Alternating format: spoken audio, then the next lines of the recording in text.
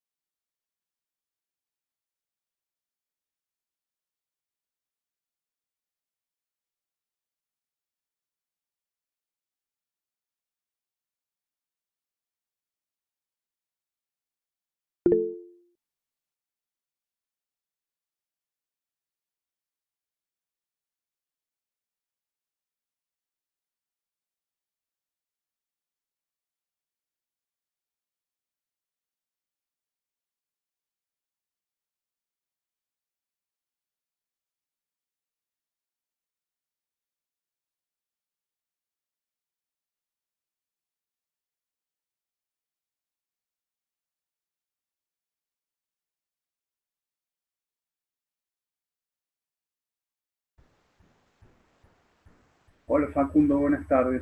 El de hoy es el número, sería el Metrología Dimensional parte 3.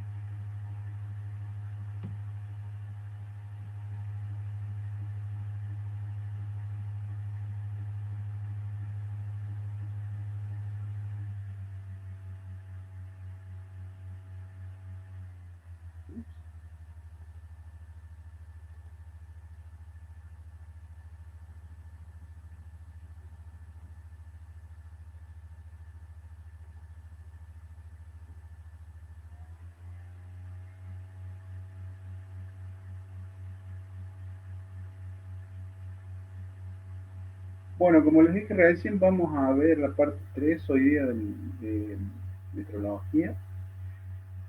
Las clases anteriores, los instrumentos que vimos fueron todos instrumentos de medición directa. Hoy vamos a ver uno de los instrumentos de medición indirecta, digamos, que se utilizan con preponderancia en el taller, en el laboratorio. Pero antes que eso, vamos a ver algunos elementos que vamos a necesitar para utilizar esos instrumentos.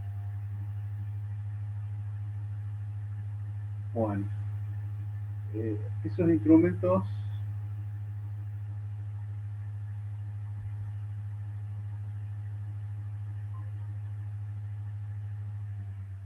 son los instrumentos que se denominan galgas patrón o galgas de cara paralela, y que básicamente lo que son unos paralelepípedos.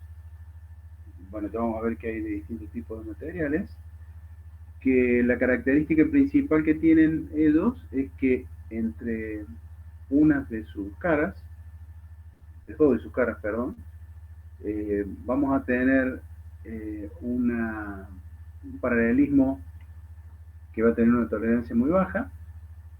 A su vez, la distancia que hay entre esas dos caras está perfectamente definida y tiene una tolerancia muy baja, la vamos a ver en el orden en que anda.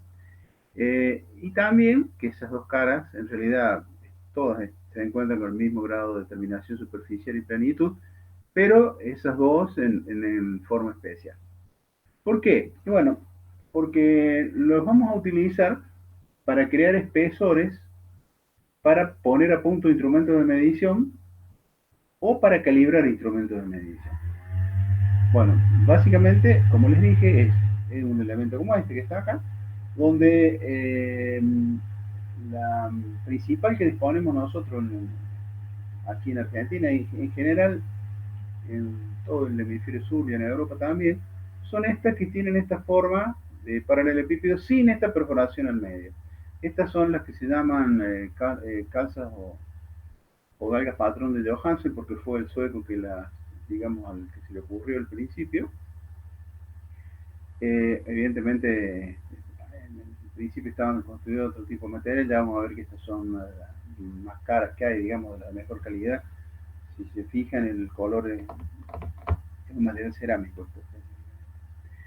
Bueno, la otra que hay es esta que está acá, que tiene este agujero aquí al medio, que son las tipo americanas. Esto es porque se utilizan principalmente en Estados Unidos. Bueno, y ellos dicen que esta funciona mejor porque al tener este vaciado al centro, primero que es más fácil manipularlas y también que cualquier deformación que tenga la calza, vamos a ver que las deformaciones tienen que ser muy bajas, la precisión, como les dije, anda en el orden de los 3-4 dígitos, se va a ir hacia el centro de la misma, lo cual me va a mí eh, evitar tener deformaciones en la dimensión que yo estoy reglando. Bueno, como les decía, básicamente, y bueno, esto lo podemos ver aquí, esto es un juego, después podemos ver cómo viene en una caja. Este es el juego que viene con distintos espesores. Fíjense, en esta más grande, por ejemplo, van de 25 a 25 milímetros, pero estas otras que están acá son las que están manejadas con este grado de precisión y grado de tolerancia dimensional, ¿no? Fíjense que yo voy a tener una serie de las mismas que van desde 1 milímetro 001, o sea, esto sería una milésima de milímetro, a 1,009 milésimas de milímetros, variando en espesores de un milésimo en un milésimo. Después voy a tener otro escalón que varían de un centésimo en un centésimo, otro que varía de un décimo en un décimo, uno que varía de milímetros con el mismo criterio, y después, como les decía, vamos a tener el escalón más alto que varían de 25 milímetros en 25 milímetros. ¿En qué consiste entonces? Bueno, imagínense ustedes, yo tengo que poner a punto un instrumento de medición, como vimos antes, un micrómetro, por ejemplo. Perdón, me olvidé de grabar, siempre me olvido.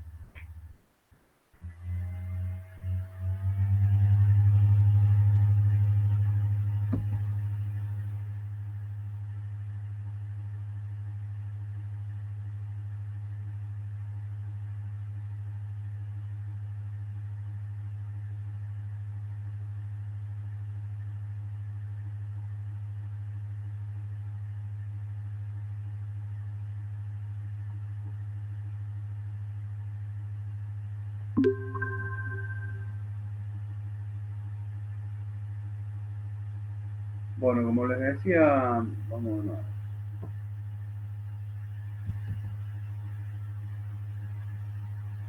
como les decía entonces, las galgas o las galgas patrono de cara paralela son paralelepípedos que tienen como característica principal que dos de sus caras son perfectamente planas y paralelas entre sí y con una dimensión perfectamente definida.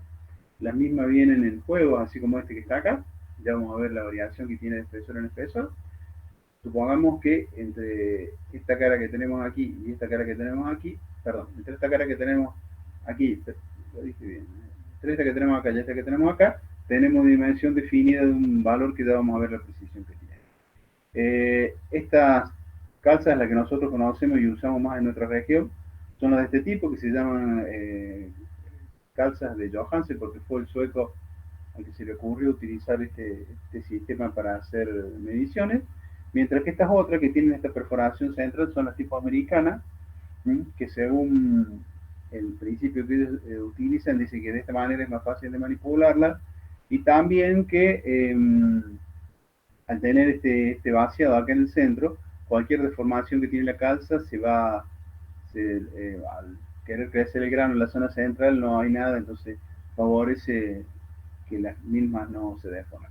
Bueno, como les decía recién, vienen entonces en series. Fíjense en esta, tiene 10 por 5, tiene 50 calzas este juego, donde el primer escalón va con una variación de un milésimo de milímetro de 1,001 a 1,009. Después tenemos un escalón que varía de centésimos en centésimo, otro de décimo en décimo, milímetro en milímetro, y por último de 25 milímetros, de forma tal que yo puedo agrupar, o sea, sumar dos o tres o cuatro más de estas para lograr un espesor definido, para, por ejemplo, poner a punto un micrómetro, como vimos los otros días cuando hablamos de los micrómetros, que no me sirve de mucho a mí verificar solamente el cero del instrumento, sino también tengo que armar con este tipo de instrumentos con las calzas espesores para verificar si me está funcionando bien el aparato. Bueno, evidentemente tienen que reunir una serie de características como todo instrumento de medición. Eh, Obviamente deberán tener un elevado grado de precisión porque estamos diciendo que son realmente instrumentos que se utilizan para calibrar o poner a punto otro tipo de instrumentos. Las superficies de medida deberán ser perfectamente planas, el paralelismo entre las mismas deberá estar garantizado, deberán tener un alto grado de acabado superficial, una gran dureza superficial, una muy buena resistencia al desgaste, el coeficiente de dilatación de las mismas deberá ser bajo y inalterable en el tiempo. Eh, los materiales con los que están fabricados, bueno, las primeras eran en acero con alto contenido de carbono y bueno, después, como ocurrió con la mayoría de los aceros para herramientas, por ejemplo, se cambió a aleaciones que tenían cromo y vanadio, lo que le daba mejores características de inoxidables y de mantener, digamos, la dimensión por variaciones de temperatura. También vamos a ver que existen de carburo de tungsteno, como les dije recién, en este momento, desde hace un tiempo también, las fabrican de materiales cerámicos. Y hay un último escalón, pero esas son realmente muy caras. Yo vi muy pocas, no, ni siquiera el juego completo, de cuarzo. O sea, cuarzo, el material de la piedra, hechas de eso, son las que tienen un mayor, digamos, la mayor precisión. Acá está más o menos descrito. Tienen los coeficientes de dilatación más bajos, bueno, porque es un material que ya está estabilizado con el tiempo, no tienen problemas de ataque químico ni el tema de la manipulación, eh, admite un mejor pulido. Y fíjense que acá está acotado por qué tienen que estar muy bien pulidas, porque este tipo de instrumentos tiene lo que se llama una autoadherencia, es decir, cuando yo presiono uno contra otro, como la superficie de trabajo es de una muy buena terminación superficial y son perfectamente planas y paralelas, al oprimir una contra otra, suprimo la capa de aire y se mantienen adheridas digamos, por la presión atmosférica, la presión una contra otra y de esta manera eh, yo no tengo que poner ningún elemento para que las, digamos, mantengan unidas una contra otra para lograr armar en los espesores que quiero armar. Profe, Sí, una consulta. Estas algas, ¿a dónde se las tiene que guardar cuando se las utiliza en un taller o algo para que no se dañen? muy buena pregunta. Vos sabés que este, es, en realidad, como todos los instrumentos de medición, este es un instrumento sumamente delicado. Fundamentalmente porque manipularlas, incluso no se las trabaja con la mano de cubierta, generalmente se usa algún guante de esos que no son de algodón, que no desprenden pelusa, porque si desprenden pelusa estamos más o menos en el mismo problema. Y una vez que yo las utilizo, las debería guardar en un lugar donde tenga asegurada humedad y temperatura. Es decir, los 20 grados que dijimos cuando hablábamos del laboratorio de medición deberían estar más o menos a esa temperatura. En realidad vamos a ver que al igual que cuando hablamos de la superficie de referencia, vimos que dijimos que había distintos tipos de superficie de referencia, doble cero, 0, 1 y 2, perdón, 0, 1 y 2, que se utilizan en función de dónde las uso y de la precisión que yo quiero trabajar. Con las casas pasa más o menos lo mismo, o sea, yo tengo distintas calidades en función del trabajo que estoy realizando.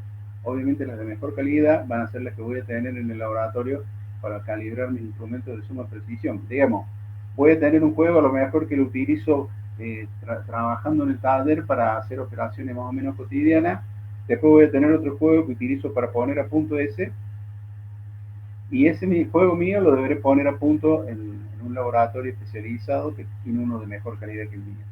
Y las deberé guardar, como dije, en un lugar donde eh, mínimo tengo que tener condiciones de humedad controladas.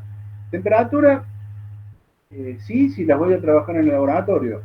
No, si las voy a trabajar en un taller donde no tengo temperatura controlada, porque lo ideal es que estén funcionando más o menos a la misma temperatura de lo que estoy midiendo. Evidentemente, las que voy a utilizar en el laboratorio van a tener una precisión mayor que las que voy a estar utilizando en el taller. Cada una tiene su grado de aplicación, obviamente. ¿Sí? No sé si eso es la pregunta tuya. Sí, sí, profe, Sí, gracias por la respuesta. incluso hay una precaución más que hay que tomar porque eh, cada, por más que yo me tome mucha precaución de que no se ensucien, el solo hecho de estar respirando arriba de la misma ya le puede producir algún grado de perturbación. Entonces lo ideal es, en función de la periodicidad que yo las utilice, limpiarlas. Si yo las utilizo muy seguido, lo conveniente es cada vez que las uso, las limpio. Si no las uso muy seguido y es poco el tiempo, la uso, la guardo y la próxima vez que saque la limpio y la protejo, ¿no? La protección también es medio conflictivo el tema, incluso entre los mismos metrólogos, porque al protegerla con algún tipo de lubricante o algo de eso, estoy también falseando la dimensión. Ustedes saben bien, y esto lo han visto en elementos del mecanismo, cuando vieron la parte de película lubricante, una película lubricante le agrega espesor, o sea, tiene un determinado valor. Es decir, siempre tiene que estar limpia, y eso es un tema que eh, lleva que si yo quiero trabajar con mucha precisión, es decir, esa que mostraba yo que era 1001, que tenía un milésimo, incluso el juego que tienen menos todavía, tiene unos 10 milésimas de milímetro, normalmente se las voy a usar en un laboratorio que se dedica a hacer eso. Como les dije, aquí en el ITI Córdoba, dentro del laboratorio de metrología de ellos, tienen un recinto que tiene trabaja con una precisión mayor y trabaja con una incertidumbre menor. Y ellos ahí, en esa parte, lo que hacen es, se dedican a hacer el calibrado de calzas. Ellos calibran, yo les digo mi juego de calza, y ellos me certifican que las dimensiones que tienen mis calzas son las que tienen.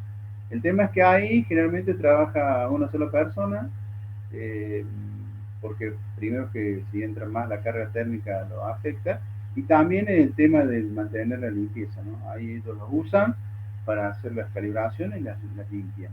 Es un trabajo muy delicado, es de mucha precisión, y ahí en el INTI tal vez también, bueno, de los láseres cuando los tienen, son los elementos que tienen mayor precisión en el,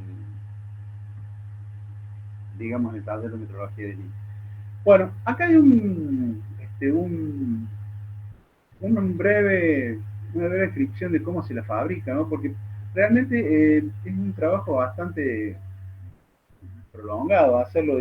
Incluso van a ver que, aunque ustedes no lo crean, se las termina siempre a mano. O sea, llevan varias fases, como hay una fase de desbaste, siempre en esa fase de desbaste y semiterminado van a tratamientos térmicos, incluso van a tratamientos térmicos del tipo isotérmico, donde se las mantiene en parte fría y en parte caliente para estabilizar mejor la estructura de los materiales. Y obviamente, como les dije recién, después se las termina por técnicas de lapidado, que eso se lo hace a mano. Y se las verifica mediante lo que se haría interferometría óptica. Si ustedes se acuerdan, cuando vieron física, un rayo de luz cuando pasa de un medio a otro sufre una alteración, y si yo a una de estas calzas le pongo un cristal por arriba, voy a observar bandas de interferencia. ¿Se acuerdan cuando las bandas de interferencia era que, bueno, como la longitud de onda que entra al medio, va a pasar de un medio de menor densidad a uno de mayor densidad, va a cambiar el recorrido, y entonces voy a observar en el cristal bandas de superposición y supresión de luz. Eso me va a servir a mí para definir primero si las bandas son paralelas, si lo que estoy trabajando está plano dentro de determinados valores, y de acuerdo a la distancia que hay entre uno y otro, también me va a definir los valores. Es un método muy preciso, obviamente se lo utiliza cuando yo lo estoy poniendo punto, lo estoy calibrando, ¿no? Que repito, también las tengo que calibrar, no es que no las calibre ya está. De hecho, nosotros tenemos en el departamento un juego de calzas, que bueno, ya tiene varios años, y bueno, hace mucho que no lo calibran porque es muy caro. Nosotros una vez le preguntamos al INTI cuánto nos salía calibrarlo, y realmente no lo podíamos solventar porque era extremadamente costoso. Por otra parte, para lo que lo usamos nosotros para el tema didáctico, tampoco tiene mayor sentido, porque nos puede dar a lo mejor alguna explicación real de utilización que fundamente el hecho de gastar lo que hay que gastar muy de tiempo en tiempo, y de ser así, cada vez que lo vamos a utilizar para ese tipo de aplicaciones tendríamos que calibrar, la cosa que no tiene sentido, ¿no? Pues, como les digo, el tema es que es bastante costoso. Bueno, el tema, como les decía recién, imagínense ustedes que yo, por alguna razón que vamos a ver un poco más adelante, yo necesito lograr este espesor que está acá, este 23275, porque quiero calibrar mi instrumento de medición a ver si efectivamente cuando yo utilizo mi micrómetro milesimal me mide esto.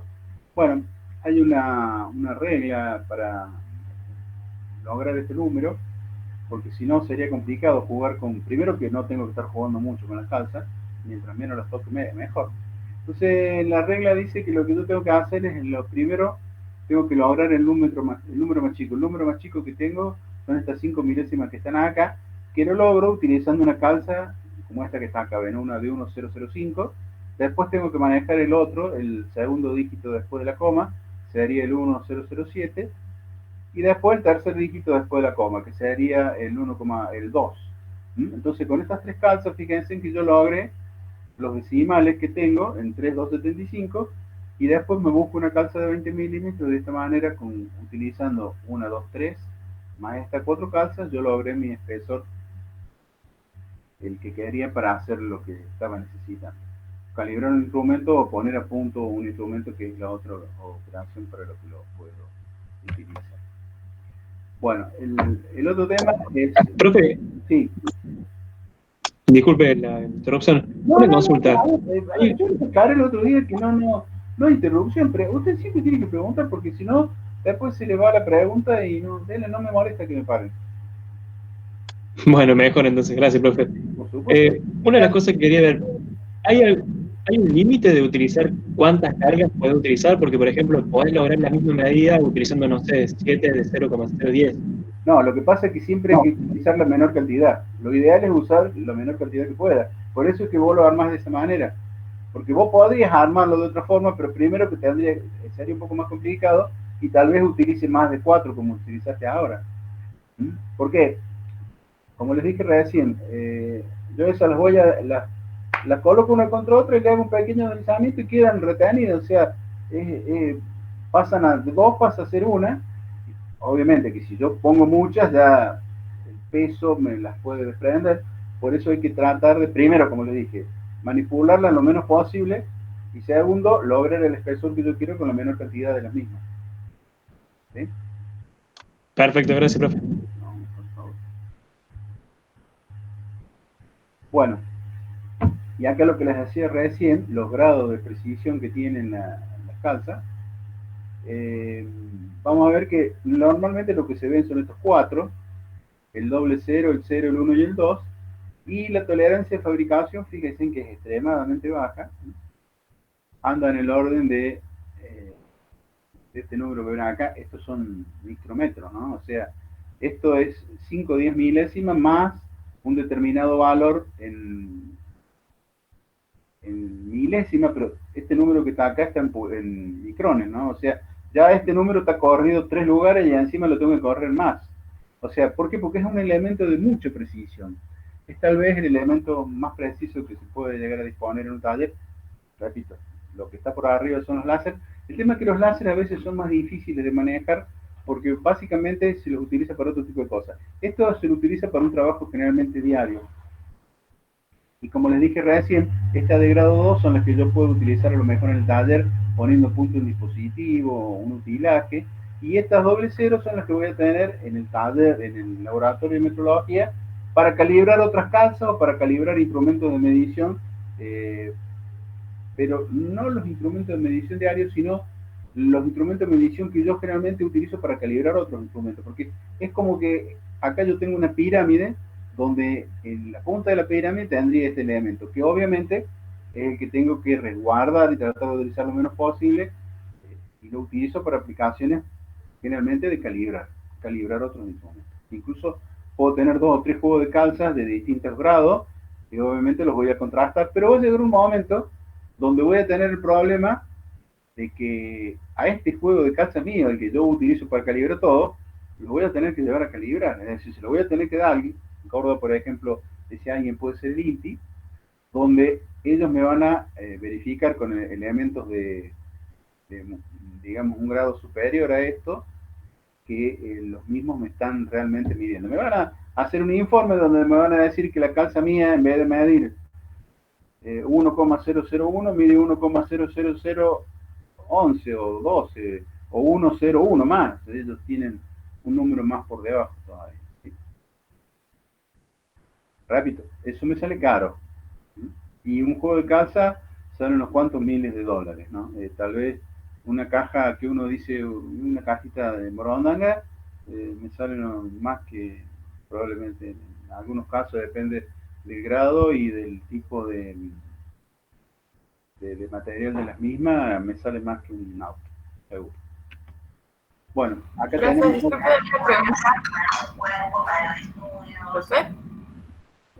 vos sabés que no te escuché. No, quería preguntarle,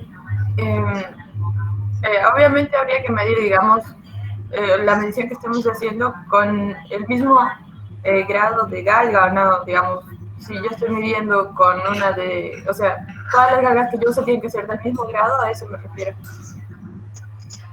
A ver si te entendí lo que me estás preguntando. Vos trabajas con un único juego, pero en función de para qué lo quieras. Suponete, si yo estoy poniendo tipo un dispositivo para mecanizado, estoy poniendo a punto una matriz de corte, algún elemento en el taller, generalmente voy a utilizar un juego número 2, porque la precisión que yo necesito en ese tipo de aplicación en el taller puede andar en el orden de las centésimas, de las 2 centésimas de milímetros. ¿Sí? Ahora, si yo necesito una precisión mayor, manejarme con apreciaciones menores, acuérdense que son dos cosas distintas, voy a utilizar un juego de los otros, pero siempre voy a trabajar con el mismo juego. Trabajo siempre con un juego en función de lo... Voy a poner a punto los... A ver, hoy tengo que poner a punto los instrumentos de medición de mi laboratorio porque no sé cómo andan. Es el día que los pongo a punto al año. Y bueno, yo tengo un juego de calzas número, qué sé yo, cero, y eso lo utilizo para poner a punto todos los instrumentos de medición de mi laboratorio. Y esos instrumentos los voy a usar después para poner los instrumentos de medición en general del taller. Y en algún lugar muy bien guardadita, ahí voy a tener un juego doble cero para a lo mejor de vez en cuando, de tanto en tanto, calibrar las calzas cero con las doble cero. ¿Sí? Es un escalón que tengo yo. Eso cuando veamos el año que viene calibración y trazabilidad, vamos a ver qué es lo que a mí me asegura la calidad de la medición que estoy realizando. O sea, que la medición que yo realice en mi laboratorio, en mi taller, sea equivalente a la medición que alguien, otra persona en cualquier lugar del mundo realiza en su laboratorio, en su taller. ¿Por qué? Porque en algún momento mis calzas doble cero, que son las mejores que tengo yo, van a tener que converger con las calzas doble cero que tiene él en cualquier lugar del mundo, en algún laboratorio por ahí, y se van a tener que calibrar entre sí o van a tener que recibir la calibración de un elemento de mayor precisión, ¿sí? Más o menos era tu pregunta. Sí, profe, gracias, me quedó claro. Vos sabés que te escucho muy entrecortado, yo no sé si estás hablando muy cerca del micrófono. No, lo que pasa creo que el internet está un poco mal, profe, acá, así que no sé si me escucha Ahora sí algo. te escucho, ahora te escucho. Ah, sí, no, es el internet que se me anda cortando, pero gracias, profe, me quedó claro. Bueno, de todas maneras, si les quedó alguna duda, escríbanlo y lo hablamos, porque por ahí, como decís vos, no todos tenemos la misma calidad e incluso por ahí satura y perdemos algo de lo que hablamos. Bien. Bien, Bueno, como gracias. decía recién, acá tenemos cómo son tanto la plenitud como la tolerancia de fabricación que tienen las calzas 0, la doble 0, la 1 y la 2. El tema es que incluso la fabricación, como les dije, es muy complicada y como se hace a mano, a veces suele ocurrir que yo estoy fabricando un juego de calzas. A ver, siempre que se fabrica un juego de calzas, a lo que se aspira a lograr una doble cero, porque lo que puede ocurrir es que bajo determinadas circunstancias yo cometa algún pequeño error y pase de ser cero, doble cero, cero.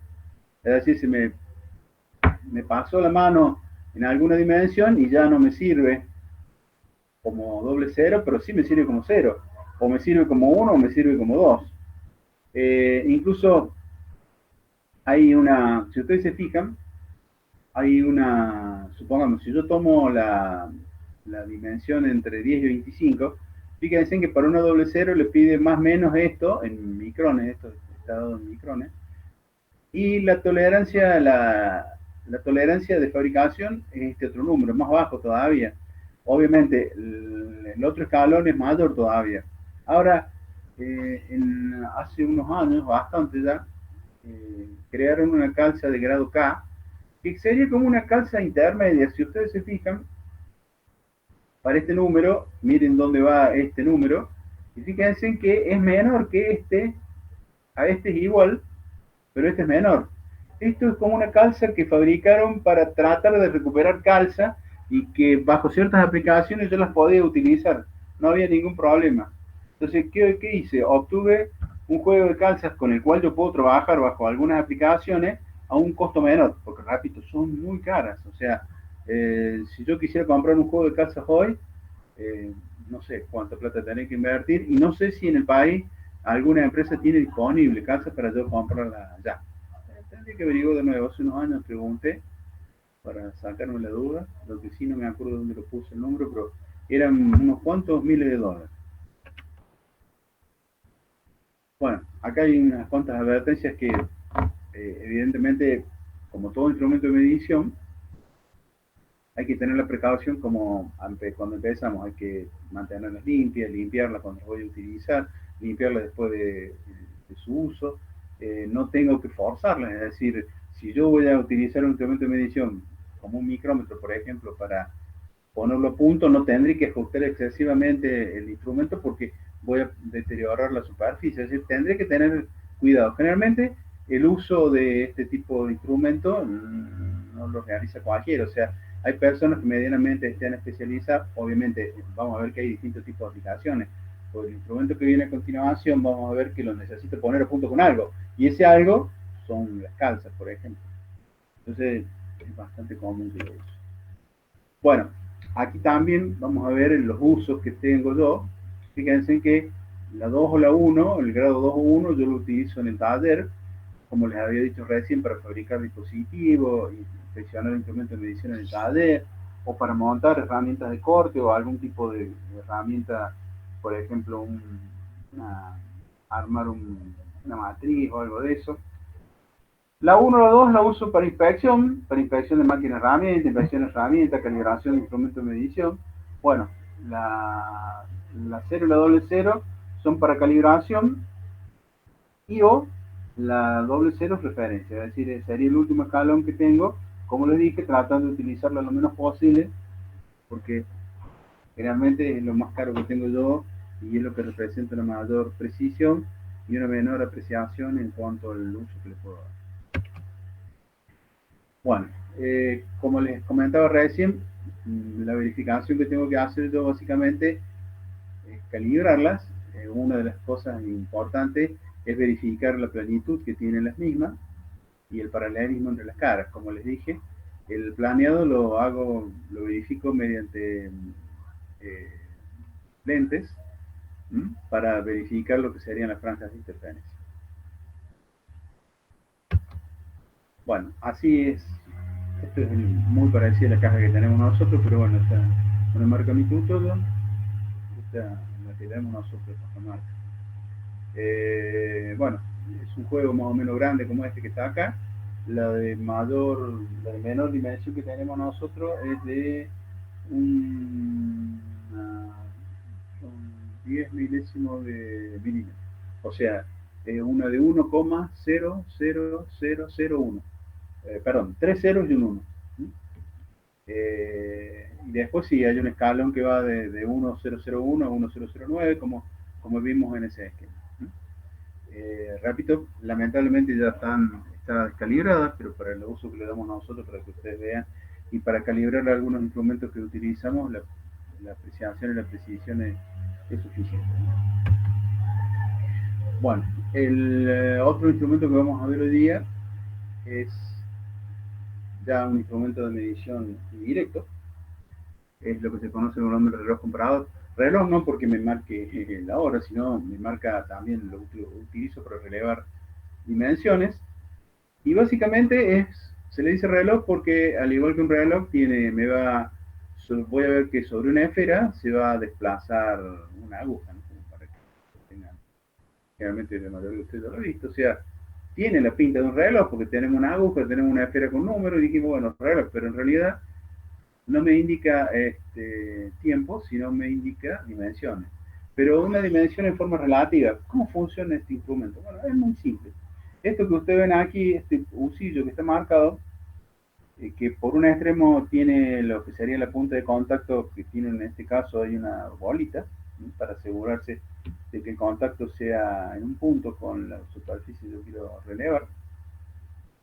Y en el otro extremo, que viene por acá adentro de este vástago, hay un mecanismo que tiene una pequeña cremadera que engrana con un piñoncito mediante un sistema de relojería de transmisión ahí entre ruedas dentadas, hace que gire a medida que esto avanza. La aguja, ese avance de este usillo, lo va transformando en un giro sobre este eje que tiene aquí. Dicho de otra forma, supongamos, yo a esto lo hago subir 1 milímetro y esta aguja que está acá va a girar una vuelta. Si yo a esta esfera la tengo graduada en este caso, esta tiene 100 divisiones, significa que cada intervalo que tengo aquí, entre traza y traza, si yo dije 1 milímetro, me da una vuelta, a esa vuelta la dividí en 100 partes, quiere decir que cada intervalo de este me va a marcar, como dice ahí, 1/100 de milímetro. Es decir, puedo leer una variación de 1/100 de milímetro en este momento. Fíjense que yo dije puedo leer una variación de 1/100 de milímetro porque en realidad voy a estar midiendo en forma indirecta, es decir, este no me va a decir a mí lo que yo le puse acá tiene 5 milímetros, 5,048. No. Me va a indicar variación. ¿Cómo funciona? Les dije, es un incremento relativo, incluso tan relativo e indirecto es que así como está, no me sirve de nada. Ya vamos a ver que cuando lo hagamos otra vista, vamos a ver que tiene por la parte de atrás un soporte que me sirve para agarrarlo de algo. Este algo es una base como esta, puede ser también una como esta, donde yo lo voy a fijar y le voy a dar una posición espacial relativa con respecto a esto que va a ser una mesa de trabajo, por ejemplo, que me va a servir a mí para poner el objeto que yo quiero medir acá. Vamos a ver primero esto. Bueno, como les decía, para describir un poco más esto. Este instrumento, que es relativo, de hecho, fíjense que la escala es doble, o sea, allá para allá dice 10, pero también tiene puesto un 90, porque puedo medir hacia un lado o hacia otro, porque me va a expresar a mí una variación. Y si se fijan, vamos a ver que acá hay otra escala también, porque este instrumento de medición específicamente, este tipo de comparadores, tiene un campo de medida más o menos amplio, de 10 milímetros, lo que para no tener que estar contando la cantidad de vueltas que de esta aguja, vamos a tener esta otra que me va a ir contando las vueltas. O sea, supongamos, yo quiero ver la variación de una leva. Apoyo esto sobre la leva, al hacer girar la leva va a ir cambiando de posición y va a hacer que esto sube o baje. La subida o bajada yo la voy a poder leer en esta aguja y también en esta aguja. O sea, en esta voy a estar leyendo los milímetros y estas las fracciones de milímetros. Bueno, como le dije, este instrumento es tan relativo que si ustedes se fijan por acá afuera, tiene como una especie de moleteado y tiene este tornillito que está acá. Este tornillito, si yo libero, me va a liberar este aro que tiene acá, este anillo, y este anillo es solidario con la escala esta que está aquí puesta. Si ustedes se fijan, ahí hay como una diferencia, ¿ven? Porque la escala es solidaria de esto de manera tal que cuando yo giro esto, gira la escala. Es decir, si yo tuviera que, por ejemplo, es decir, a partir de acá voy a medir, yo voy a aflojar este tornillo y voy a arrastrar este 0 y lo voy a poner que coincida con mi aguja. Por eso es relativo. Eso es contrarrelativo porque no tiene un 0 hasta que yo no se lo fijo. Bueno, estas otras indicadores que están acá me sirven a mí, también se deslizan en forma independiente uno de otro, y me sirve para armar un intervalo. Un intervalo, supongamos, yo estoy midiendo algo por acá abajo y digo que entre que el 0 mío está acá y que más 12 o menos 12 de lo que fuere que yo pongo acá me sirve. Entonces, si yo no veo, voy cambiando pieza, y si yo no veo que la aguja se sale de esta horquilla que puse acá, lo que estoy midiendo está correcto, ¿no? Bueno, vamos a volver a esta. Entonces yo les dije, es tan relativo que si no tengo un elemento para tomarlo y tomar como referencia esto que está acá, que es una pequeña mesa de trabajo, o en este otro caso, fíjense en que no hay como una mesa como la que tenemos acá, sino que directamente voy a trabajar sobre una superficie de referencia, como habíamos dicho, un granito, una superficie de hierro fundido, y voy a poner mi instrumento y la referencia que voy a tener va a ser directamente la mesa. Bueno, ¿cómo funciona entonces el instrumento en sí? Bueno, básicamente, acá ahí tenemos otro tipo de mesa de trabajo, pero básicamente para trabajar con el mismo yo tengo que proceder de la siguiente manera. Es decir, con el instrumento tomado sobre una base y definido una posición espacial del mismo, tal como esta que está acá, por ejemplo, con una determinada distancia sobre un plano de referencia, que repito, que puede ser la mesa esa que vimos recién, o puede ser una superficie de referencia propiamente dicha. yo voy a poner mi instrumento en una determinada posición. Después, supongamos, esta es la pieza que yo quiero medir, esta que dice pieza, que tiene una determinada dimensión. ¿Qué es lo que voy a hacer? Yo voy a comparar esta pieza, por eso se llama comparador, esta pieza, que es la que yo necesito verificar su dimensión, con, acá dice bloque patrón, pero en realidad serían bloques, patrones. ¿Qué voy a hacer yo? Voy a juntar una determinada cantidad de bloques patrones para lograr la altura que yo quiero verificar. Supongamos esto tiene 15,136, entonces yo tengo que venir a juntar una determinada cantidad de bloques, de forma que acá tengo 15,136, ¿sí? Una vez que logré la altura, le coloco el instrumento arriba. Fíjense en que acá estaba en una determinada posición como de relajado. Cuando yo lo coloqué en esta posición, lo hice subir. ¿Por qué? Porque el instrumento tiene que tener una determinada precarga, que se llama. Esto es necesario porque lo que yo quiero medir, supongamos, puede ser más grande o más chico. Si yo lo pongo en el borde, apenas empieza a cargar, si se descarga el instrumento va a perder la referencia. Entonces, ¿qué es lo que hago? Yo, como les dije, pongo el espesor que quiero medir, cargo el instrumento, lo apoyo, le doy la precarga, donde me quedó la aguja, muevo la esfera y le pongo el 0. O sea, a partir de ahora, esto que está acá es mi 0, ¿sí? Listo, lo puse a 0, ahí quedó. Saco entonces el juego de bloques patrones, pongo la pieza que quiero verificar, ¿sí? Y en ese momento voy a leer la variación que voy a tener con respecto a mi 0. En este caso, fíjense, vino desde acá hasta acá. ¿Qué hizo? Se comprimió. O sea que lo que yo puse acá es más grande. Quiere decir, si vamos a contar el intervalo que da acá, que es 1, 2, 3 divisiones, y vamos a decir que cada división de esta tiene, para no andar, vamos a decir que tiene, no sé, un décimo cada una de estas. Vamos a decir que acá tenemos 1, 2, 3 décimos de milímetro.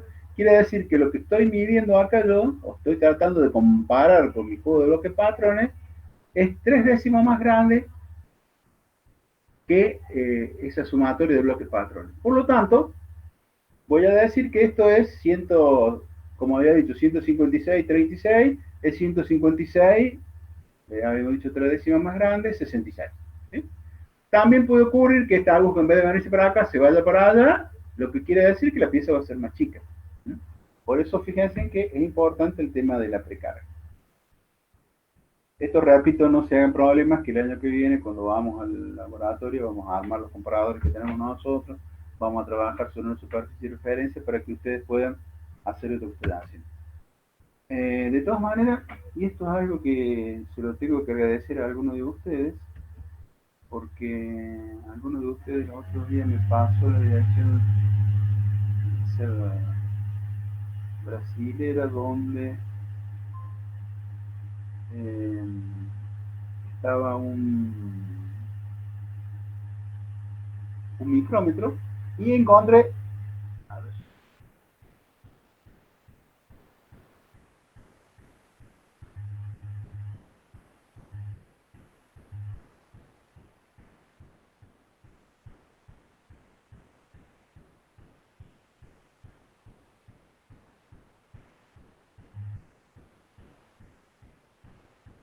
encontré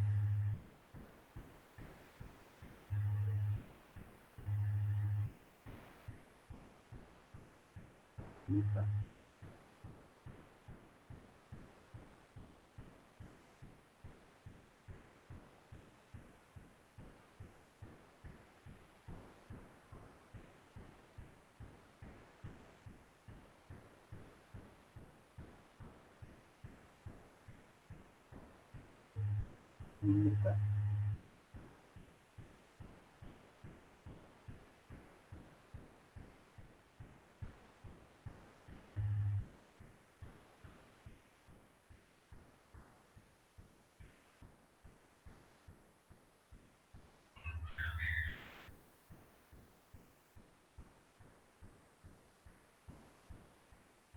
Encontré que acá tenemos vamos a usarlo de nuevo a la persona este que es un brasilero, que se ve que se dedica a hacer este tipo de cosas, y muy gentilmente nos puso en la... Está disponible, incluso como le dije, hay también un calibre, sé que el que quiere jugar con calibre también puede jugar. Fíjense que ahí lo que había dicho yo recién, tenemos una esfera. Acá me dice dos cosas, esto que es la apreciación, que tiene un centésimo de milímetro, quiere decir que cada traza que hay entre uno y otro es un centésimo de milímetro. Otra cosa importante es el campo de medida, que en este caso son 10 milímetros, y acá tenemos el relojito este parcial. Bueno, lo que tiene es que esto funciona, es decir, yo lo subo y lo bajo y veo cómo varía, ¿eh? Bueno, creo que sí, ¿ves? Supongamos, yo tengo que medir 0,98 con mi... por alguna razón tengo que medir ese 0,98 milímetros. ¿Y qué hago yo? Para ver cuánto varía, pongo la esfera, la llevo a 0, ¿no? Y a partir de ahí voy a leer la variación que tenga en la dimensión, ¿ves? Como puedo leer hacia un otro lado, en esta va para el otro lado pasado, y en este lee hacia arriba, ¿eh? Como le dije, con el elemento que yo puse 0 primero, y obviamente después viendo la variación que tiene. Pero ven como yo la esfera la puedo llevar a cualquier lado, como les dije recién, voy a, supongamos, poner ahí a 0 un instrumento, y voy a manejarme de ahí midiéndola. Está bastante bueno la simulación esta, y bueno, lamentablemente la situación actual nos lleva a que no lo vayamos a poder ver en la realidad. Bueno, vamos a hacer.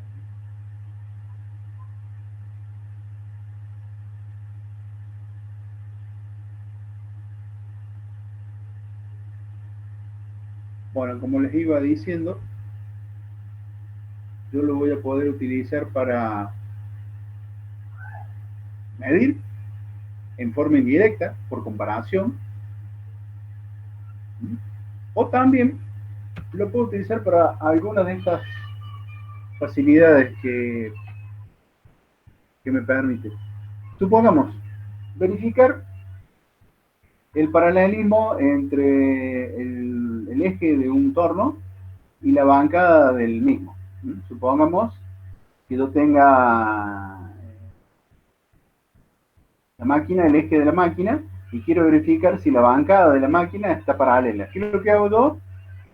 Armo una base, que tiene una base que se puede deslizar, pongo el instrumento, lo pongo a 0 en el extremo y la deslizo sobre la bancada de la máquina. Si la aguja esta no se mueve, significa que en la barra esta que yo puse acá arriba, por lo tanto el eje de la máquina es paralelo al eje de a la bancada de la misma. Porque bueno, cuando yo mecanizo, la herramienta me va a ir copiando lo que sería la posición que tenga la bancada. Si estos no están paralelos, cuando yo torne una pieza, lo que va a ocurrir es que va a salir una pieza cónica.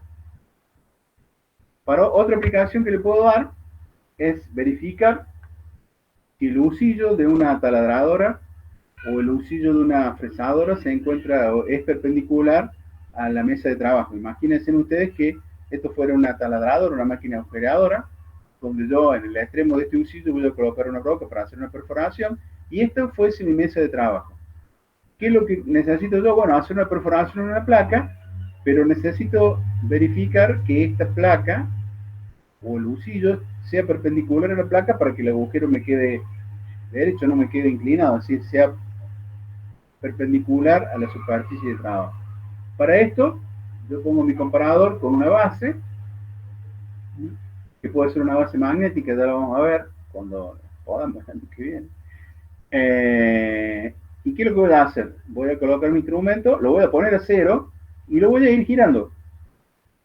Si la base es perpendicular al husillo de la máquina, esto no debería tener variación. Es decir, si yo lo giro a 90 grados, la posición sería exactamente la misma. Obviamente, si esto no está perpendicular, yo voy a ver que la aguja se va a ir moviendo.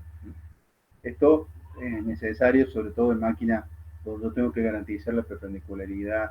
Imagínense ustedes que yo estoy trabajando en una máquina y necesito hacer los agujeros de fijación en la tapa de cilindro de un motor de un automóvil para fijar la tapa.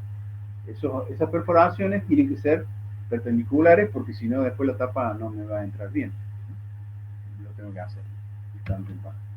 Bueno, otra utilización que yo le podría dar sería esta que está acá, que verificar si una rectificadora o un torno incluso está mecanizando bien la superficie interior del cilindro.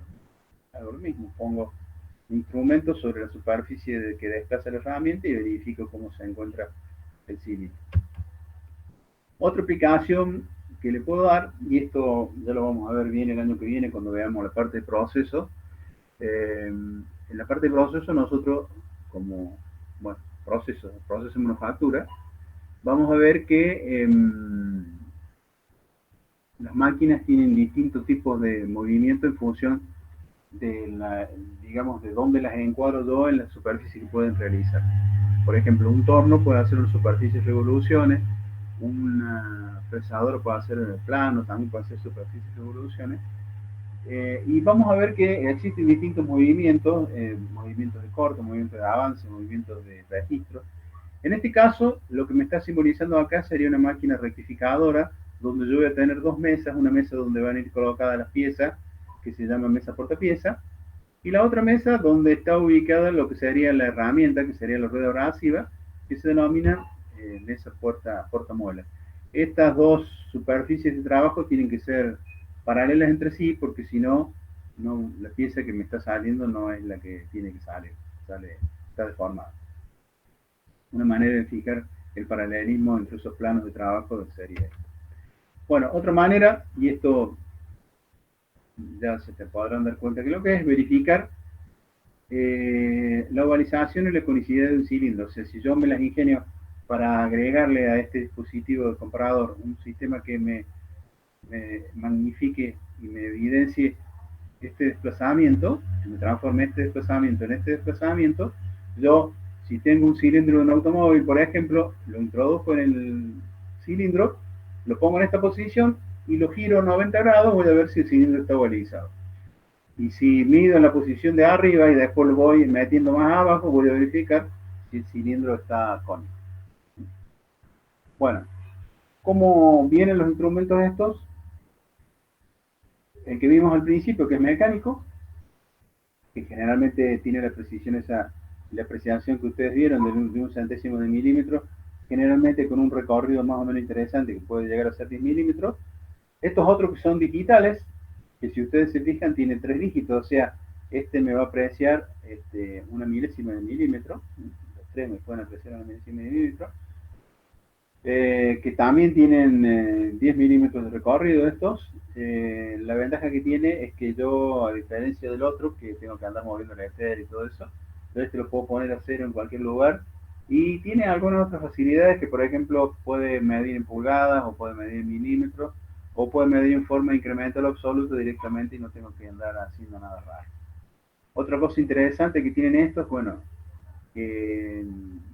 acá esto que se ve ahí, o eso que se ve por ahí, es un puerto de interfase para hacer estadísticas. Yo lo puedo conectar a una computadora y de esta manera relevar datos en forma automática. Bueno, acá tenemos un pariente cercano al que vimos recién, o sea, es una especie de comparador. Lo que tiene que se denomina palpador, el principio de funcionamiento no es similar, sino acá lo que tenemos es un sistema de brazos de palanca, donde si ustedes se fijan, acá en este punto que está acá, tenemos articulada una palanca, que es lo que ustedes ven que sobresale por aquí, y que termina en esta bolita, que generalmente esta bolita es de carburo de tungsteno, como dice Ario, puede también ser un rubí.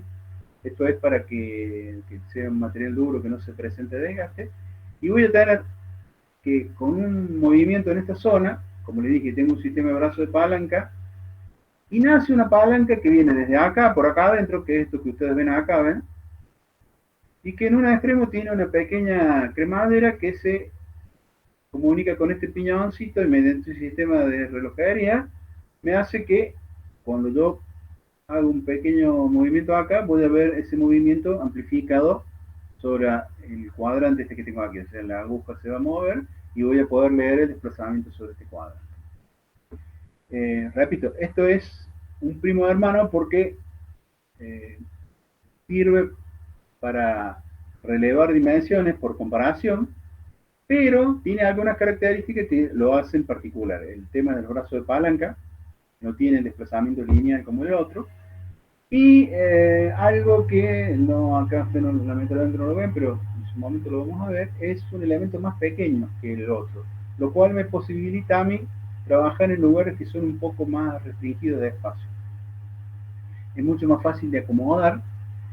Y el otro tema es que el campo de medida de esto es bastante más restringido que en el otro caso. De hecho, si se fijan, en la esfera no tiene otro reloj que me va indicando, por ejemplo, cantidad de vueltas. Estos generalmente tienen una vuelta y un poco más. Incluso hay algunos que ni siquiera llegan a tener una vuelta. Pero tienen una ventaja. Si ustedes se fijan, por ejemplo, ¿dónde está? Como le dije recién, el intervalo o en donde puedo realizar la medición, es decir, el campo de medición, fíjense que este es de medio milímetro. Este otro es de 1 milímetro. Acá hay uno que tiene 2 décimas de milímetro de campo de medida. Y acá hay uno que tiene 0,14. Pero fíjense que digamos, el error anda en el orden de los 8 micrones y la graduación anda en el orden de, por ejemplo, este que está acá, 1 micrómetro. O sea, son más precisos y tienen apreciaciones mucho menores que los otros. Tienen, en este caso, es un dígito más. En el caso de este que tenemos acá, o en este otro, fíjense que tenemos, los otros eran centesimales, estos son milesimales. Yo puedo leer una variación de 1 milésima de milímetro. Está bien, me van a decir, sí, bueno, pero el intervalo, fíjense, es de 0,14. Bien, si yo quiero medir algo en el orden de 1 milésima de milímetro, fíjense que este número es 140 veces más grande que este. O sea, si estoy queriendo leer números milesimales, con algo que varíe en este orden, es más que suficiente. El otro tema es el costo. Estos son más caros que los otros. Supongamos, este salía ya esto hace unos años, aunque el dólar es más o menos estable, pero acá dice, por ejemplo, $180, ¿no? No es barato. Bueno. ¿De qué otra forma o qué otra utilidad lo voy a tener? Bueno, hay un instrumento que es uno de los que mejor se adapta para hacer mediciones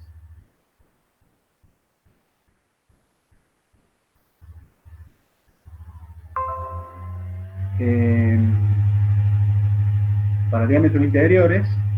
Si ustedes se acuerdan, cuando vimos los micrómetros por interiores, yo les dije que el problema que tenían los micrómetros para diámetros interiores era que el campo de medida era muy restringido, a los sumos 5, 10 milímetros o 20 milímetros lo más grande, pero el costo era muy grande, por lo que este otro instrumento se puede utilizar para hacer mediciones de diámetros interiores. ¿Cómo funciona? Bueno, en realidad nos vamos a basar siempre en un reloj comparador de cuadrante. Reloj comparador de cuadrante es el otro nombre que tiene. Por lo tanto, va a ser un instrumento de medición por comparación, no va a ser un instrumento de medición directo, ¿no? Con esto yo no voy a poder hacer con el instrumento y decir, bueno, esto mide tanto, no. Voy a tener que primero ponerlo cero como un comparador cualquiera. Y en este caso, mediante un sistema digamos, que me cambia la dirección de lo que estoy midiendo, miren esto que está acá, esto que está acá, serían estas patitas que ustedes ven ahí. Esas patas tienen ese cono ahí, cuando yo las introduzco en el diámetro, la pata tiende a cerrarse y hace que el palpador, esto que está acá, suba por el cono este que tiene aquí, mediante este diámetro, que viene por aquí adentro, hace que la aguja vaya y venga, ¿sí? Entonces, de esta manera yo voy a hacer mediciones de diámetro por interior. Acá tenemos otro, que en este caso es similar a nosotros tenemos en el departamento, tenemos dos de estos. Ya es un poquito más para dimensiones mayores, y lo que tiene es esto que ustedes ven acá. Va a tener una punta fija, que es esto que está aquí, la punta fija, y va a tener una, que es eso que está ahí, que es la punta móvil, que me sirve a mí para que, introduciéndolo en el agujero, esta se mueva en esta posición. Acá el sistema de cono me transforma el desplazamiento por dentro de la varilla y yo vea la variación de la dimensión. Bueno, aquí tenemos otro tipo, un poquito más grande. Acá está lo que sería la punta fija, que en este caso esta punta fija, si ustedes observan ahí una especie de rueda moleteada, es porque yo las puedo ir cambiando, estas puntas fijas, para tener, acuérdense que como el campo de este es de 10 milímetros, yo no puedo tener una gran variedad de dimensiones, entonces al cambiar esta punta yo puedo ir creciendo en el diámetro. Y una cosa que es importante que vean es esto que está acá, que son como una especie de ruedita que tiene el instrumento, porque si ustedes se acuerdan cuando les hablé de los sistemas de medición por coordenadas, donde, no, ustedes no les hablé, bueno, lo vieron en diseño, 3 puntos definen un círculo. Lo que yo quiero medir es un diámetro de un círculo, por lo tanto, fíjense en que si yo hago que un punto, la otra rueda, 2 puntos, y esta punta de acá, 3 puntos, me van a estar definiendo un círculo, de manera tal que no me voy a tener que preocupar por el centrado de este instrumento. Esta ruedita está barrilada de forma tal que siempre me va a tocar en un solo punto.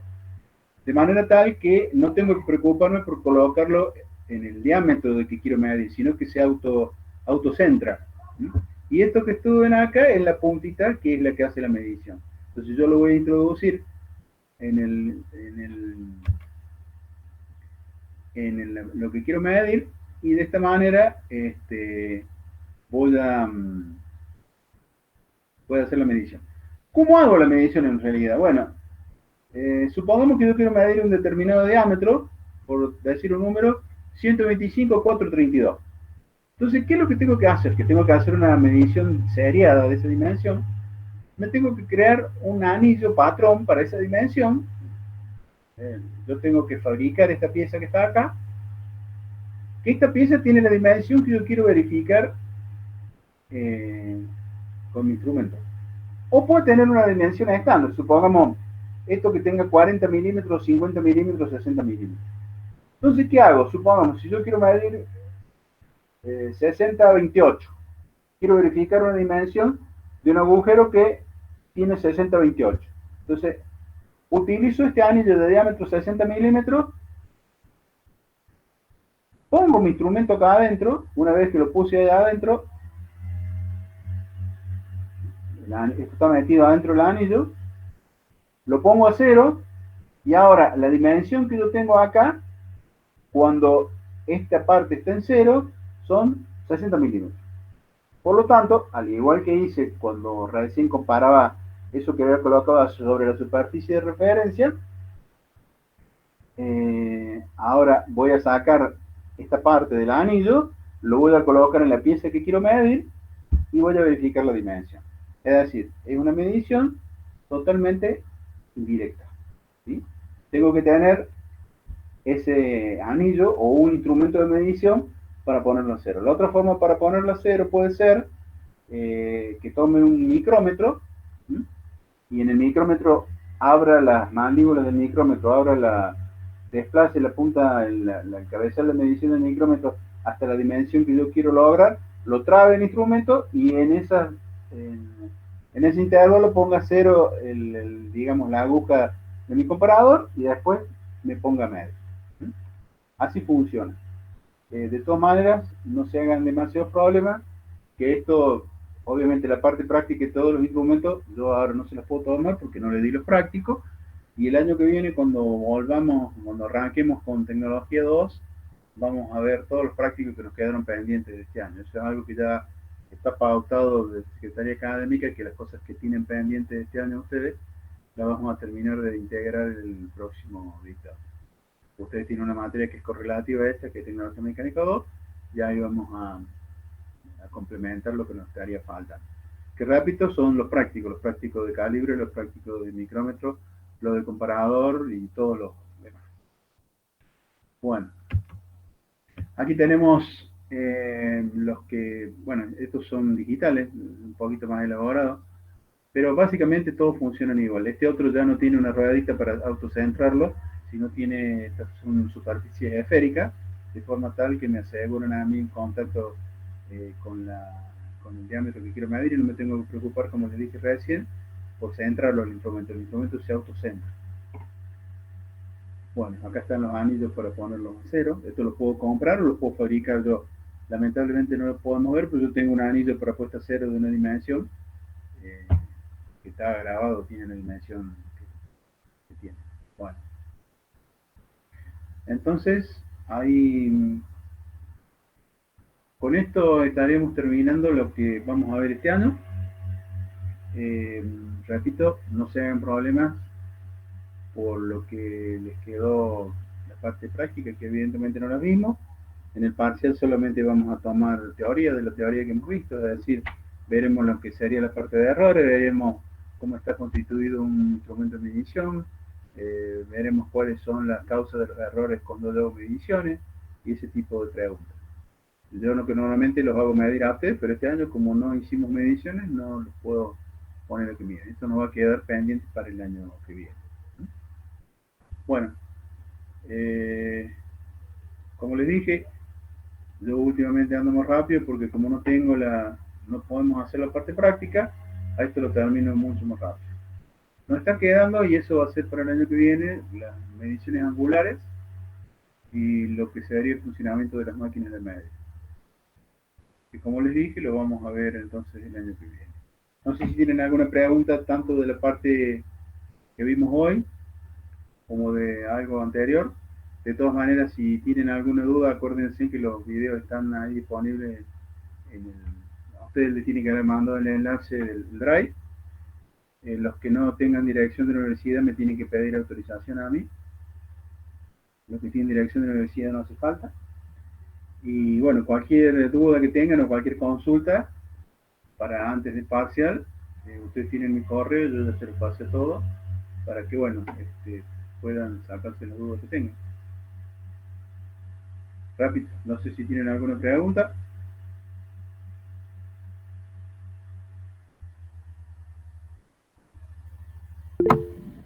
Profe, a mí me quedó una duda, un poco en el último instrumento que dijo, ¿cómo se autocentra? No entendí bien eso. Claro, a ver, vamos a ver.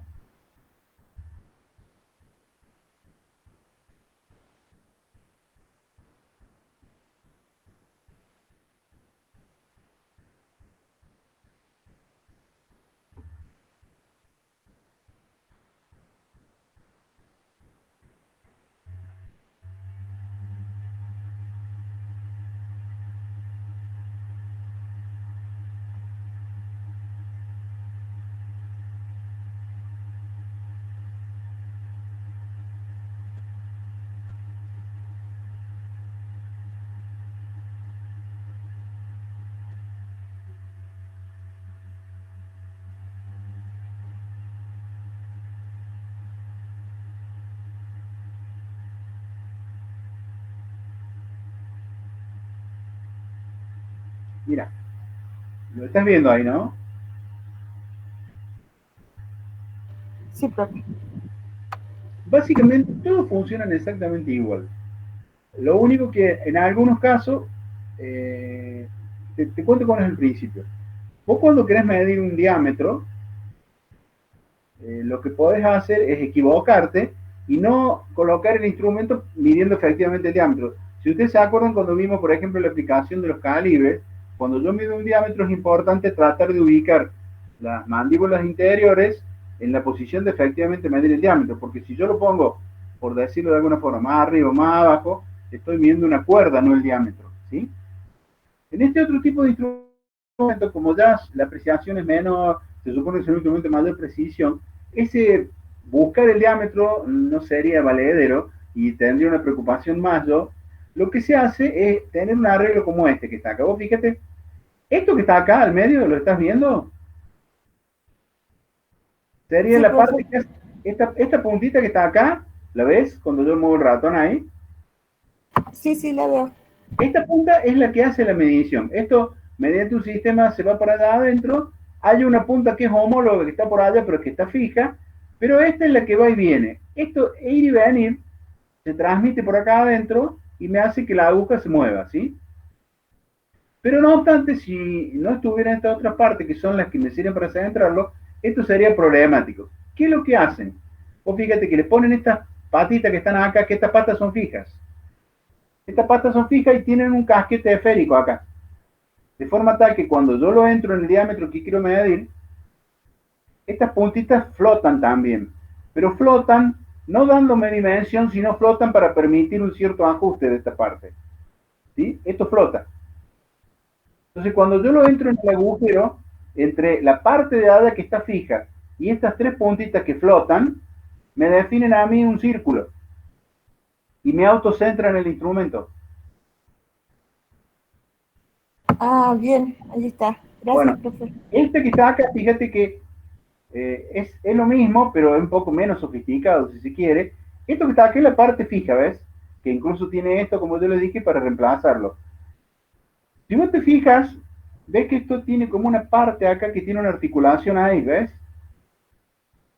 Esto es porque este no tiene este sistema, sino tiene esta ruedita, tiene dos rueditas que también son de superficie semiesférica, de forma tal que cuando yo esto instrumento lo muevo, toda esta plaquita se mueve de forma tal que me sirve para centrar los instrumentos. Y se centra solo, no me tengo que preocupar por centrarlo yo. ¿Sí?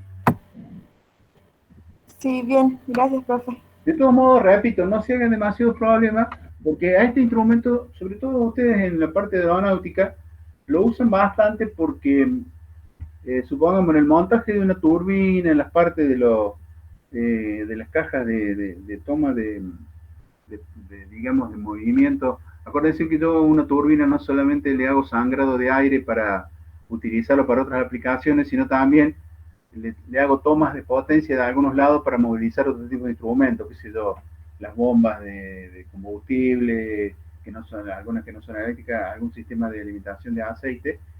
Y en este caso yo tengo que verificar el diámetro de los cojinetes. Normalmente los cojinetes son bastante grandes, y este instrumento se usa mucho para verificar las dimensiones. Lo que ocurre es que a veces no lo puedo colocar a toda la carcasa. Las carcasas son a veces muy grandes para colocarla dentro de una máquina de medición por coordenada, que sería lo ideal, ¿no? Con este yo me las ingenio bastante bien para hacer ese tipo de medición. De hecho, yo lo he visto muchas veces hacerlo.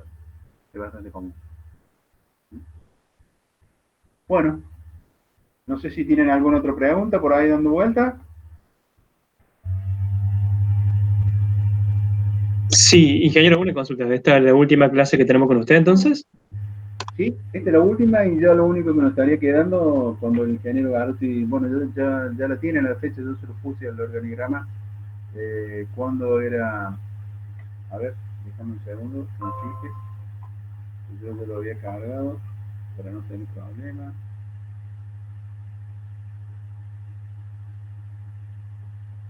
¿Qué día es el parcial?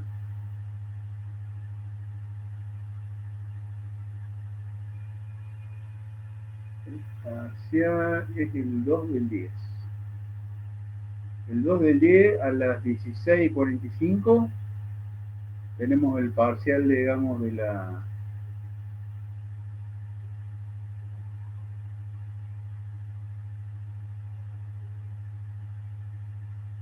Es decir, el 2 de octubre a las 16:45 vamos a tener el parcial, y ahí, bueno, yo les voy a tomar sobre los temas que vi yo, pero repito, la parte práctica no les puedo tomar. No, generalmente yo lo que hago es que es lo que más me interesa a mí, que sepan manejar los instrumentos de medición.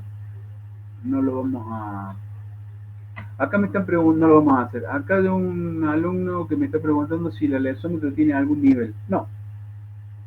No, casualmente para... Es decir, lo que pasa es que me puedo medir una elipse también, porque en realidad si yo, como les dije, es un instrumento que me indica, me está midiendo un diámetro. Si eso no es un diámetro y es el eje mayor o el eje menor de una elipse, De todas maneras, algo de lo que yo puedo verificar con este es si lo que estoy midiendo está dentro de ciertos valores de tolerancia de circularidad, ¿no? O que lo que estoy midiendo sea un cilindro efectivamente. O sea, si lo pongo en una posición y después lo voy girando, digamos, con respecto al anillo que estoy tratando de medir, voy a verificar si el diámetro es uniforme o está deformado. Como les dije recién, si yo quisiera medir, a ver, dame un segundo que puedo volver a este.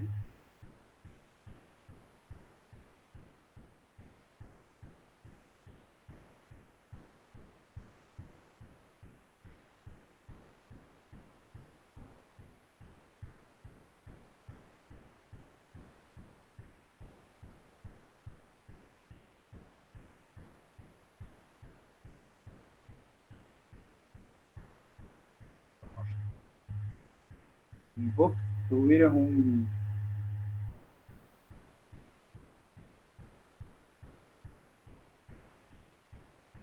La pregunta tuya tiene que ver con esto. Vos imagínate que yo quiero verificar la ovalización de un cilindro. Si yo el instrumento lo pongo en esta posición tal cual como lo están viendo ustedes, voy a verificar este diámetro. Si yo ahora lo giro al instrumento 90 grados o al cilindro que estoy midiendo 90 grados, voy a verificar si el diámetro este que está acá, que verifique primero, coincide con el que estoy relevando después. Profe, Sí. profe, perdón, no está compartiendo su pantalla. Ah, soy un genio yo, ¿no?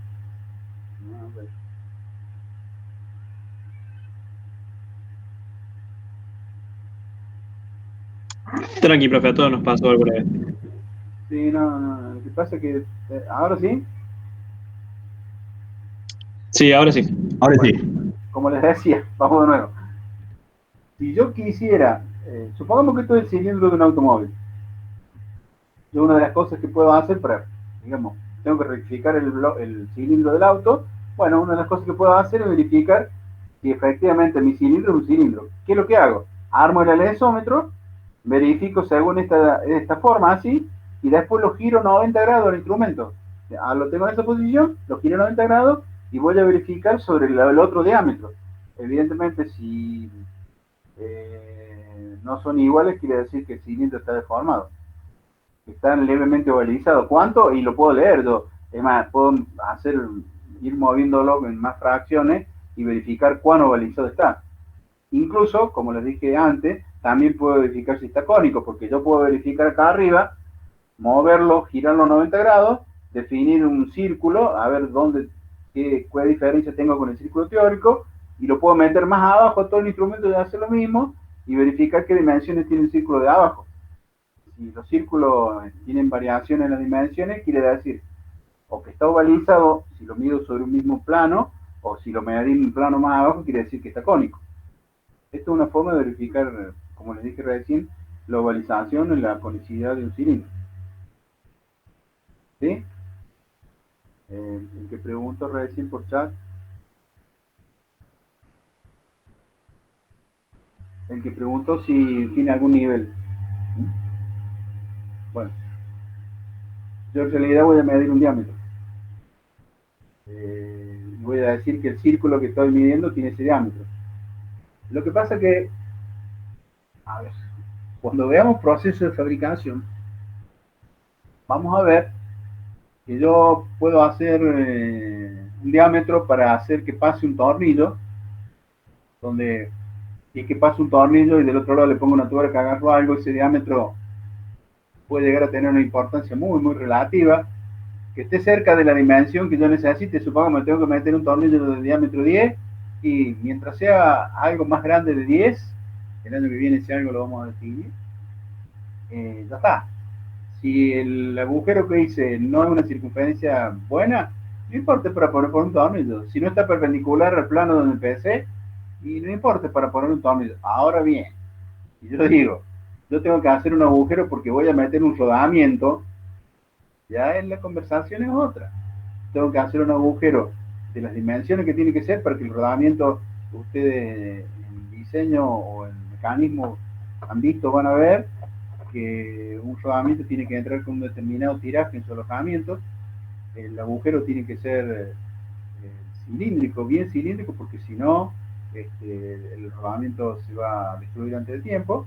Y tiene que ser perpendicular a la superficie de donde yo estoy trabajando, porque si no, si eso, digamos, es un eje, imagínense, si eso es un rodamiento que va puesto en una caja de velocidad, yo en una caja de velocidad, acuérdense, entre ejes y ejes, las ruedas dentadas para cumplir la ley del engrane tienen que tener una distancia definida, los ejes tienen que ser paralelos, quiere decir que los alojamientos de los rodamientos tienen que ser perpendiculares a la superficie de definición del plano del eje. Si no son así no me sirve. Y vamos a ver que cuando nosotros tengamos que fabricar cosas, un agujero, como les dije, puede ser un agujero para poner un tornillo donde con una broca ya está, o puede ser un agujero donde va a ir puesto un rodamiento en una caja de velocidad y donde tiene que ser perfectamente circular, porque si no, no me sirve. Y entonces cuando lo mida con un lesómetro estoy partiendo de la base que el agujero, en función de cómo lo hice, es circular. Si no, bueno, también lo puedo verificar, obviamente, ¿no? Pero todo eso depende de para qué lo use. Después vamos a ver que nuestro problema en realidad es un tema de costo el año que viene. Bueno, no sé si tienen alguna otra pregunta. Bien, cualquier cosa que se les ocurra, tienen mi dirección de correo para ver el tema de consulta, lo coordinamos. Si lo podemos hacer por correo, lo hacemos por correo. Y si es un poco más complicado, nos podemos juntar definimos un día y armamos una sesión de meeting. Bueno.